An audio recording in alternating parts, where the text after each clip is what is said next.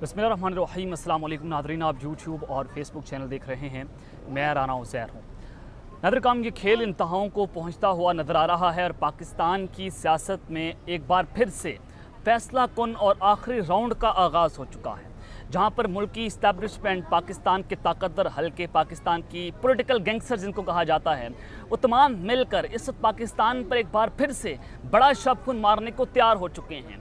कुछ बड़ी डेवलपमेंट्स इस वक्त सामने आ रही हैं, शहर इक़्तिदार से कुछ बड़ी खबरें निकल कर सामने आ रही हैं। उस हवाले से तमाम तर डिटेल्स जो आपके सामने रखूँगा, लेकिन सबसे पहली खबर पर जनाब हमने बात करनी है कि मिलिट्री क़यादत, पाकिस्तान की आला फ़ौजी क़यादत जो है वो आज अचानक से वज़ीर-ए-आज़म हाउस पहुंचती है विदाउट एनी नोटिस और विदाउट एनी प्रेस रिलीज़। यानी कि बताया जाता है कि कल जनाब आर्मी चीफ की शहबाज शरीफ साहब की मुलाकात होगी या कोई कौमी सलामती कमेटी का इजलास होगा।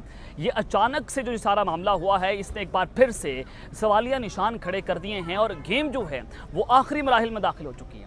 इस मुलाकात की अंदरूनी कहानी आपके सामने रखूँगा कि इस मुलाकात में क्या कुछ आज वज़ीर-ए-आज़म हाउस में होता रहा। बड़ी हलचल जो है वो आज देखने को मिली।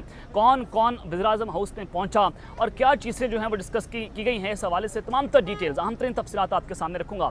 और दूसरी खबर पर जनाब हम बात करेंगे कि ठंडी हवा का झोंका जो है वो जनाब इस वक्त सामने आया है। चीफ जस्टिस ने फौजी अदालतों की धज्जियाँ उड़ा कर रख दी हैं और इमरान खान को फौजी अदालतों में लाना, आर्मी एक्ट लगाना, आज जिस तरह से जनाब फौजी अदालतों की धज्जियाँ उड़ाई गई हैं, इस हवाले से भी इनसाइड न्यूज़ है वो मैंने आपके सामने रखनी है। और फिर लतीफ़ खोसा साहब, पाकिस्तान पीपल्स पार्टी के सीनियर रहनुमा, सीनियर वकील, सीनियर कानूनदान और इत्तेदाद एहसन की पाकिस्तान तहरीक इंसाफ में शमूलियत, ये भी जनाब मामला जो है वो बिगड़ता चला जा रहा है। इस हवाले से हम तीन तफसीलात आपके सामने रखूँगा। लेकिन अगर आपने चैनल को सब्सक्राइब नहीं किया, चैनल को लाजमी सब्सक्राइब कर लें, बेल आइकन को दबा दें, आने वाली तमाम तरह अपडेट्स आपकी खिदमत में बर वक्त पेश होती रहें। नाज़रीन, इस वक्त पाकिस्तान मुस्लिम की नवाज़ भी टूट फूट का शिकार है। पार्टी ने पहले मिफ्ता इस्माइल को निकाला क्योंकि वो इसहाक डार पर जो है वो उनको तनकीद का निशाना बना रहे थे। पाकिस्तान की मैशत आज जहाँ पर खड़ी हो चुकी है, डार इकनॉमिक्स से आज डार्क इकनॉमिक्स, पाकिस्तान डिफ़ॉल्ट होने के खतरे पर मौजूद है। लेकिन जिस तरह से इसहाक डार को पाकिस्तान एयरफोर्स के त्यारे पर लाया जाता है और फिर आज हालत आपके सामने है कि रजीम चेंज ऑपरेशन करने के बाद पाकिस्तान कहाँ पर खड़ा हुआ है। सिर्फ एक माइनस इमरान की खातिर पूरे मुल्क को जनाब इन्होंने खुले लाइन लगा दिया, पूरे मुल्क को डिफॉल्ट कर दिया, जिसमें हमारी मिलिट्री क़यादत शामिल है, जिसमें पाकिस्तान की इस्टेब्लिशमेंट शामिल है, पॉलिटिकल गैंगस्टर्स हैं, जनरल बाजवा, फिर जनाब नए आर्मी चीफ आते हैं। तो इस सब के अंदर शाहिद खान अब्बासी जो हैं वो भी फिर किनारा कशी इख्तियार कर लेते हैं पाकिस्तान मुस्लिम की नवाज़ से, और उन्होंने आज़ाद हैसियत में इलेक्शन लड़ने का फिर ऐलान किया और कहा कि जनाब वो सियासत भी छोड़ सकते हैं। लेकिन आज लंदन से कुछ बड़ी खबर जो है वो सामने आई है और ख़बर ये है कि नवाज शरीफ से आज शाहिद खान अब्बासी की एक अहम तरीन मुलाकात हुई है। इस मुलाकात की अंदरूनी कहानी आपके सामने रख देता हूँ। उन्होंने कहा कि जनवरी में पार्टी ओहदे से इस्तीफ़ा दिया था, अब ओहदेदार नहीं हूँ और मैंने नई कोई पार्टी बनाने का इंदिया भी नहीं दिया। पार्टी में किसी से कोई इख्तलाफ नहीं है, मुल्क को कैसे आगे लेकर जाना है ये सबको मिलकर बैठकर सोचना होगा। शाहिद खान अब्बासी साहब ने लंदन में नवाज शरीफ साहब से मुलाकात की और मीडिया से गुफ्तगू उन्होंने करते हुए कहा कि मैंने कोई नई पार्टी बनाने का कोई इंदिया जो है वो नहीं दिया। री इमेजिंग पाकिस्तान एक डायलॉग के प्लेटफॉर्म का नाम है और हर एक को डायलॉग में शामिल होना चाहिए कि मुल्क को कैसे आगे लेकर चलना है। तमाम मसाइल का हल मुज़ाकरात में है। नवाज शरीफ से मुलाकात में फैसला नहीं, मुशावरत हुई है, यानी कि कोई फैसला नहीं हुआ, मुशावरत हुई है और मुशावरत किस हवाले से हुई है ये भी आप बेहतर तौर पर जानते हैं। और उन्होंने कहा कि मियाँ साहब को कहा था कि आप क़यादत बदलेंगे तो मेरा ओहदे पर रहना मुमकिन नहीं, मेरे मुस्लिम नून या नवाज शरीफ से कोई इख्तलाफात नहीं है और जो मामला है कि नवाज साहब के साथ दोस्ती बहुत अच्छी है और वो मेरे लीडर भी हैं। सूबाई असम्बलियाँ मुल्क में इंतशार फैलाने के लिए तोड़ी गई और रवां साल अक्टूबर नवंबर में इलेक्शन होना कानून के मुताबिक ज़रूरी है, ये उन्होंने बड़ा वाज़ेह तौर पर बता दिया है, मौक़िफ़ रख दिया है। लेकिन मैंने आपको अपनी पिछली वीडियो में बताया था कि इमरान खान साहब ने एक खदशे का इजहार किया है कि उनको कोयटा जेल में रखा जाएगा। कोयटा में उनको तलब कर लिया गया है और फिर 26 जून को आज़ादी हैसियत में जवाब तलब मांगा गया है अदालत की जानिब से। अब्दुल रज़ाक शर जो कि सुप्रीम कोर्ट के सीनियर वकील थे, उनका कत्ल का मुकदमा इमरान खान साहब पर डाल दिया गया। फिर इमरान खान साहब ने जो लतीफ़ खोसा साहब हैं उनको बताया कि मुझे खदशा नहीं बल्कि मुझे 100% यकीन है कि ये लोग जो है मुझे कोयटा ले जाकर कत्ल कर देंगे। या फिर उनको भुट्टो मॉडल की तरह, यानी कि भुट्टो मॉडल जिस तरह से उनको फांसी दी गई, जुडिशल मर्डर जिसको कहा जाता है, उस तरह से जनाब मुझे तख्तादार पर लटका दिया जाएगा। तो इमरान खान समेत तहरीक इंसाफ के 10 से ज़ायद रहनुमाओं के नाकाबिल ज़मानत गिरफ्तारी जो हैं वो जारी हो चुके हैं। इंसदाद दहशतगर्दी की अदालत ने मियाँ असलम इकबाल, हमाद अजहर, मुराद सईद, जमशेद इकबाल चीमा, मुसरत चीमा, मुराद रास और हसान खान न्याजी के वारंट जारी किए हैं। लेकिन यहाँ पर मुराद रास का नाम शामिल है। मुराद रास को एक परमिट मिल चुका है क्योंकि उन्होंने पाकिस्तान तहरीक इंसाफ छोड़ दी है और वो इस्तेकामी पाकिस्तान पार्टी इस्टेब्लिशमेंट के पाँव पड़ चुके हैं, तो लिहाजा उनको परमिट हासिल है। अब इस सब के अंदर मुसरत जमशेद चीमा और जमशेद चीमा ने इस्तेकामी पाकिस्तान पार्टी के अंदर शमूलियत इख्तियार नहीं की, तो लिहाजा उनके खिलाफ उनके जो हैं वारंट भी गिरफ्तारी जो है वो जारी कर दिए गए हैं और अदालत ने तफ्तीशी अफसर की इस्तदा पर नाकाबिले ज़मानत गिरफ्तारी जारी की हैं और इन मुलजिमान के खिलाफ थाना नसीराबाद और माल्टा टाउन पुलिस ने मुकदमा दर्ज कर रखे हैं।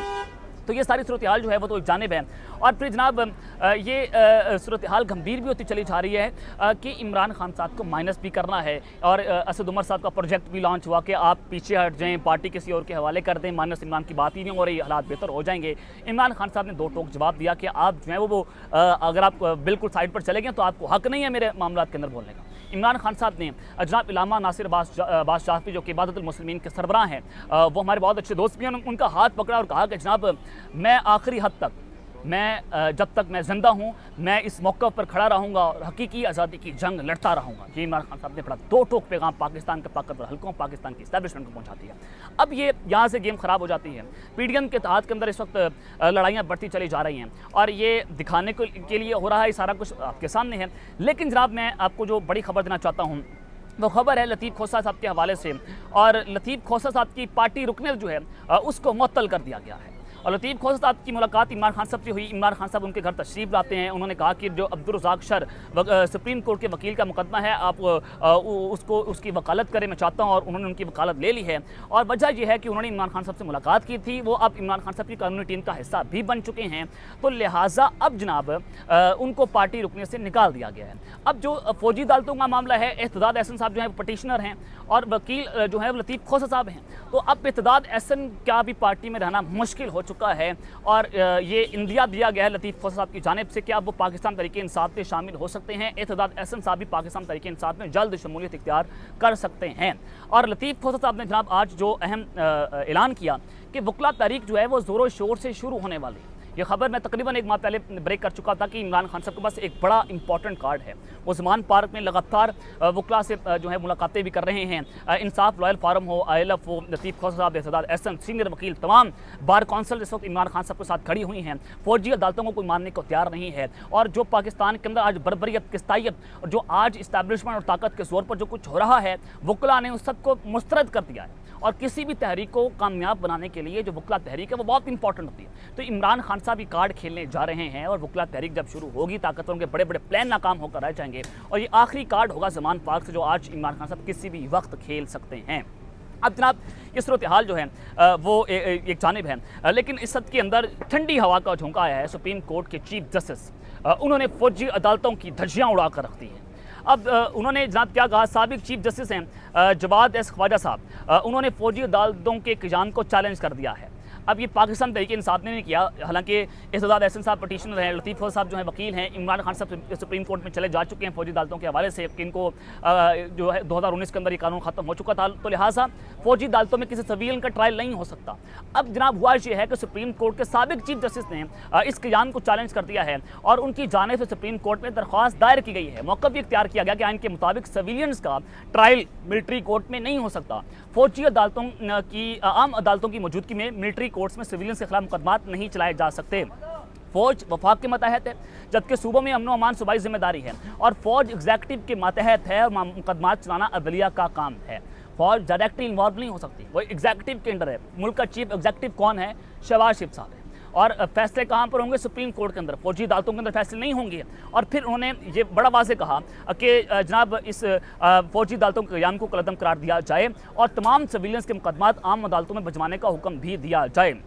ये जनाब बहुत बड़ा छक्का लगाया गया है और अब सुप्रीम कोर्ट के अंदर मामला जो हैं बिगड़ते चले जा रहे हैं। सबकी नज़रें जो हैं वो चीफ जस्टिस की तरफ हैं, उमर अता बंदयाल साहब की तरफ हैं, लेकिन इमरान खान साहब को अदालतों के ज़रिए ट्रैप भी किया जा रहा है। लेकिन अब फंसा लिया गया इमरान खान साहब की जानिब से। ताकतवर जो हैं फंस चुके हैं, अदलिया फंस चुकी है, पॉलिटिकल गैंगस्टर फंस चुके हैं और इमरान खान साहब जो हैं वो हर बार ऐसा सरप्राइज़ देते हैं। वो बड़े खामोशी से, वो हैप्पी बर्थडे टू यू नहीं कर रहे ज़मान पार्क पर बैठकर, वो बड़े बड़े कार्ड्स खेल रहे हैं और ये आखिरी कार्ड होगा खान साहब की जानिब से। लेकिन उस के अंदर जनाब जो मिलिट्री क़यादत जो है वो अचानक से वज़ीर-ए-आज़म हाउस पहुँचती है और ये आखिर वजह क्या है कि अचानक सारा मामला हो जाना और फिर मिलिट्री क़यादत का वज़ीर-ए-आज़म हाउस के अंदर पहुंचना, यानी कि there is something wrong behind the bottom, कुछ ना कुछ हलचल है। और फौजी अदालतों का क़याम, पहले भी शहबाज शरीफ साहब से जनरल आसिम मुनीर साहब ने ये जनाब शिकवा किया कि हमने तो बहुत कुछ कर दिया, हमने फौजी अदालतें भी खोल दी, लेकिन आप एक्शन नहीं कर रहे हैं। आप इमरान खान साहब के खिलाफ एक्शन करें, लेकिन फिर क़यादत मंजूर हो जाती है कि इमरान खान के खिलाफ आर्मी एक्ट भी लगाया जाएगा। अब उसके अंदर भी सियासतदान जो हैं वो अपने अंडे जो हैं वो एस्टैब्लिशमेंट की टोकरी में फेंक रहे हैं। वो ये चाहते हैं कि ये गंद जो है वो उनके ऊपर ना पड़े, क्योंकि कल को वज़ीर-ए-आज़म इमरान खान भी बन सकते हैं, कल को कोई और भी आ सकता है, और यही मामला जो हैं वो उनके खिलाफ भी हो सकते हैं। तो लिहाजा सियासतदान जो हैं वो इस मामले को टेकअप करने को तैयार नहीं हैं। और फिर army chief general Asim Munir और शहबाज शरीफ साहब के दरमियान इस वक्त मामला हैं वो मैंने आपको अपनी पिछली वीडियो में बताया भी कि उनकी CV फाड़ दी गई है, यानी कि इमरान खान के नाम पर कांटा लगाया, एस्टैब्लिशमेंट ने लगाया, लेकिन कोई माइक हलाल उनके नाम पर कांटा नहीं लगा सकता, क्योंकि उसके पीछे पाकिस्तान की अवाम की ताकत है। असल एस्टैब्लिशमेंट पाकिस्तान की अवाम है। अब जनाब जो आरिफ हमीद भट्टी साहब हैं, उन्होंने कहा कि शहबाज शरीफ से कुछ लोग नाराज़ हैं और शहबाज शरीफ साहब को रिजेक्ट कर दिया गया है, यानी कि ताकतवर नाराज़ हो जाएंगे तो वज़ीर-ए-आज़म रिजेक्ट है, ताकतवर खुश हैं, उनके बूट पॉलिश करते रहो, फिर ताकतवर बड़े खुश हैं। जनाब आप जो हैं वो बड़े अच्छे वज़ीर-ए-आज़म हैं, आप हमारा कहा भी मान रहे हैं, आप जब हमारे बूट भी पॉलिश कर रहे हैं और आप हमें फौजी सियासत के अंदर मुदाखलत भी करने दे रहे हैं, तो हम ही मुल्क चलाएंगे। जब ये एक बात मानने से इनकार किया गया तो शहबाज शरीफ साहब जो हैं उनको रिजेक्ट कर दिया गया, और अगला प्रोजेक्ट जो है वो पीपल्स पार्टी है, बिलावल भुट्टो साहब हैं।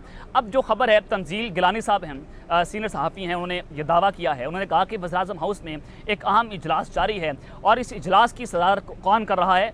पाकिस्तान के वज़ीर-ए-आज़म शहबाज शरीफ कर रहे हैं।